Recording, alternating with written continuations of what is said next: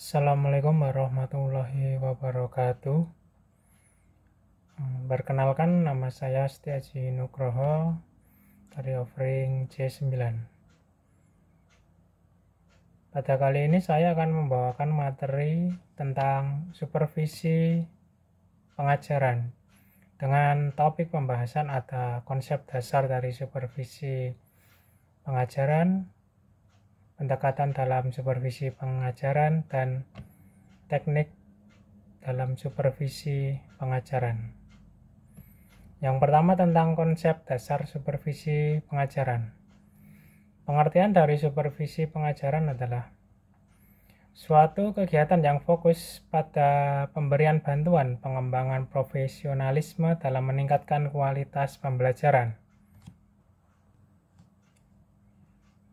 Alur kegiatan dalam supervisi pengajaran yaitu ada 3. Yang pertama ada persiapan, yang kedua ada proses, dan yang ketiga ada hasil dan tindak lanjut.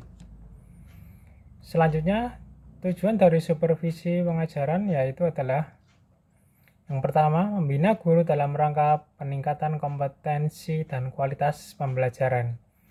Yang kedua, membantu kepala sekolah dalam mendiagnosis permasalahan pembelajaran dan merencanakan perbaikan. Yang ketiga, meningkatkan kesadaran kepada guru untuk terus melakukan evaluasi dan pengembangan metode pembelajaran.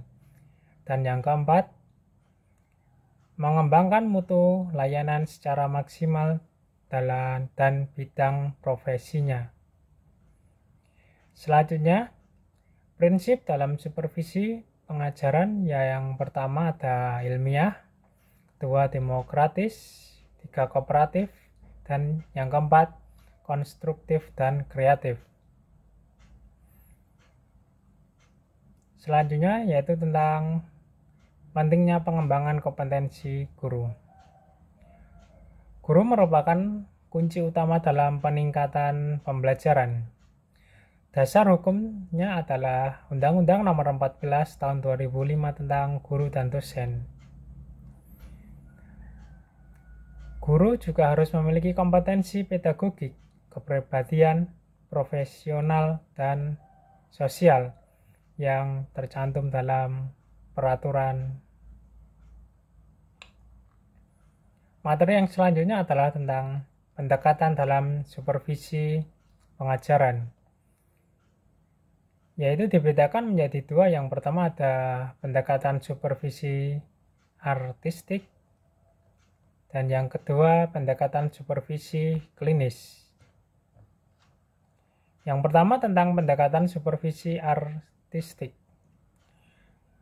Pengertiannya adalah, menurut Imron tahun 2012 menjelaskan bahwa pendekatan supervisi artistik dalam pembelajaran merupakan pendekatan yang menekankan kepada kepekaan, persepsi, dan pengetahuan supervisor sebagai media untuk mengapresiasi segala kejadian yang terjadi di dalam kelas pada saat pelaksanaan pembelajaran.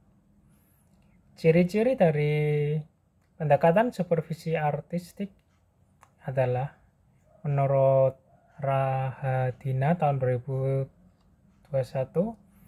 yang pertama ada lebih banyak menekankan kepada mendengar daripada berbicara, khususnya pada supervisor. Yang kedua, perlu keterampilan dan pengetahuan khusus.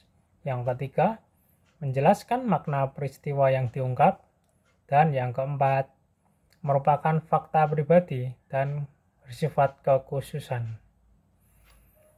Selanjutnya, pendekatan supervisi klinis. Pengertian dari pendekatan supervisi klinis adalah suatu bimbingan yang bertujuan untuk meningkatkan profesionalitas guru secara sengaja yang dilakukan dan dianalisis secara objektif, teliti, dan cermat untuk mendapatkan perilaku mengajar yang diharapkan.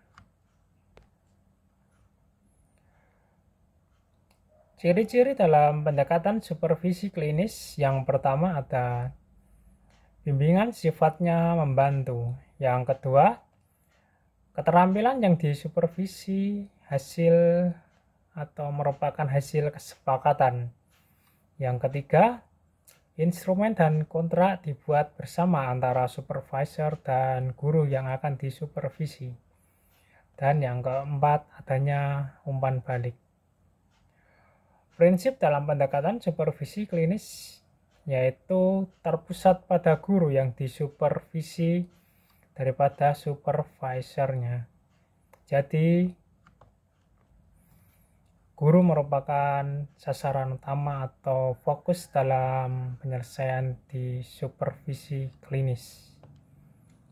Selanjutnya, prosedur dalam pendekatan supervisi klinis. Yang tahap pertamanya ada tahap pertemuan awal, tahap kedua yaitu tahap observasi, dan tahap ketiga ada tahap pertemuan balikan dalam pelaksanaan kegiatannya. Materi yang selanjutnya tentang teknik dalam supervisi pengajaran. Pada kali ini akan membahas tentang keterampilan supervisi pembelajaran, di mana di dalamnya ada teknik-teknik supervisi pembelajaran. Pengertian dari keterampilan supervisi pembelajaran.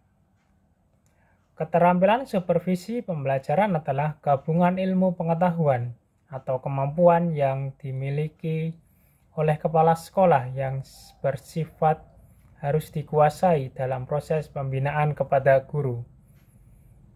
Jenis-jenis keterampilan supervisi pembelajaran ada yang pertama keterampilan teknis, kedua keterampilan komunikasi, ketiga keterampilan konseptual, dan yang keempat keterampilan manajerial.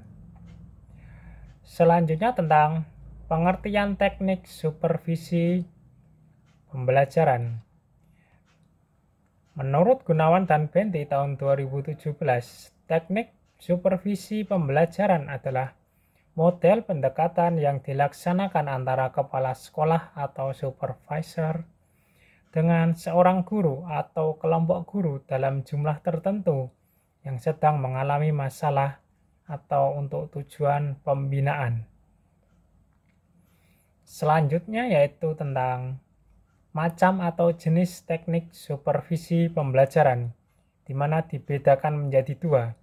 Yang pertama ada teknik supervisi individu dan yang kedua teknik supervisi kelompok.